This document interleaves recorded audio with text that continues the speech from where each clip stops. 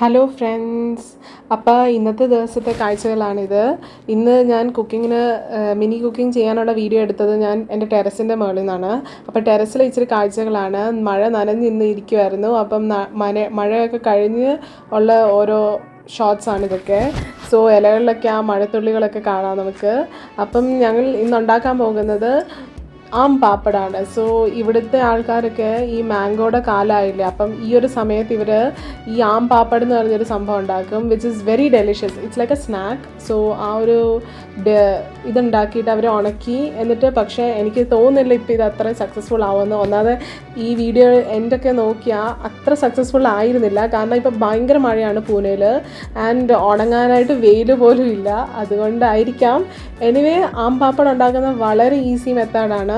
It's just mango puree. നമ്മൾ mango ഷേക്കിനൊക്കെ ഉണ്ടാക്കുന്ന പോലെ ആ ഒരു ഷേക്ക് എടുക്കുക. എന്നിട്ട് അതൊന്ന് ഇച്ചിരി റെഡ്യൂസ് ആവാൻ നമ്മൾ ഹീറ്റ് ചെയ്തുകൊണ്ടിരിക്കണം. ഹീറ്റ് ചെയ്തതിൻ്റെ കൂടെ നമ്മൾ ഇച്ചിരി ആ വെള്ളമൊക്കെ ഒന്ന് പോകുമ്പോഴേക്കും നമ്മൾ ഇച്ചിരി സോൾട്ടും ഷുഗറും ബ്ലാക്ക് പെപ്പറും ആഡ് ചെയ്ത് കൊടുക്കുക, so as to get a very good taste.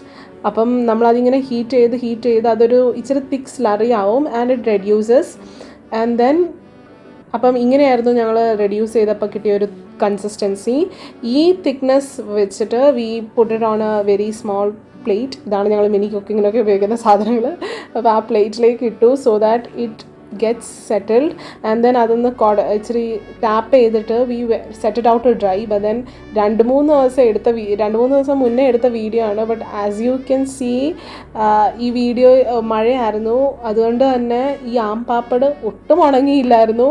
എന്നിട്ടും we kept it for more days. എന്നിട്ടും അത് ഉണങ്ങാതെ ഇപ്പം ഇങ്ങനെ നമ്മൾ റെഡ്യൂസ് ചെയ്ത് തിക്ക് ചെയ്യുമ്പം ഇത് കേടൊന്നും ആവത്തില്ല. എന്നിട്ടും കണ്ടോ, ഇത്രയും തിക്നെസ് കുറഞ്ഞിട്ടും അത് ആ ഒരു വെള്ളം പശപ്പ് ഇപ്പോഴും ഉണ്ടായിരുന്നു, അത് കുറഞ്ഞതുപോലും ഇല്ലായിരുന്നു. സോ ഈ ഒരു വീഡിയോ ഫെയിലിയർ തന്നെ ആയിരുന്നു. ബട്ട് ദെൻ എന്തായാലും എടുത്തത് കൊണ്ട് പിന്നെ ഞാൻ ഓർത്തു എന്തായാലും എഡിറ്റൊക്കെ ചെയ്തിടാമെന്ന്.